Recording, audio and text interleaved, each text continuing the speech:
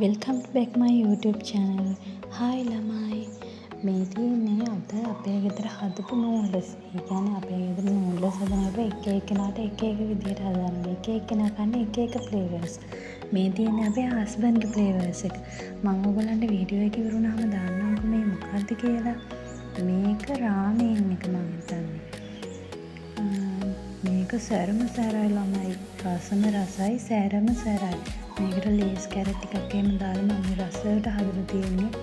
ඔයගොල්ලොත් හදලා බලන්න මේක හරිම රසයි. ඒ වගේම හරිම සැරයි.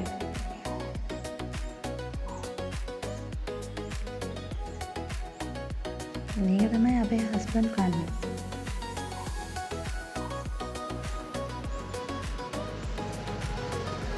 මේ තියෙන පැකට් එක මේකේ දවස්වල 250යි දැන් නම් 300යි මම හිතන්නේ දැන් නම් කොරියන් රාමෙන් එක. මේ තියෙන ළමයි මගේ එක මං කන්නේ මෙන්න මේ විදිහට. හරිම රසයි. මට අලුත් ෆ්ලේවර් එකක් හම්බුණා ළමයි. මම ඒක ඔයගොල්ලන්ට දාන්නම්කෝ ෆොටෝ එකක්. මම වෙනදට කන්නේ නම් අර කොත්තුමී එක.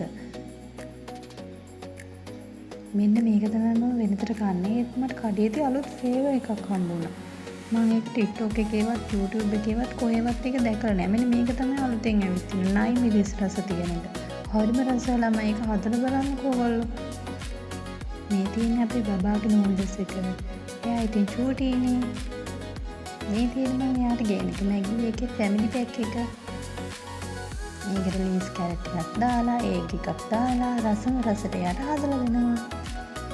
මෙන්න මෙන්න අපේ ගෙදර නූඩ්ල්ස් හදනකොට එක එක්කෙනාට එක එක විදියට හදන්න වෙලා තියෙනවා. මාව අහන් හිටියට බලන් හිටියට thank you.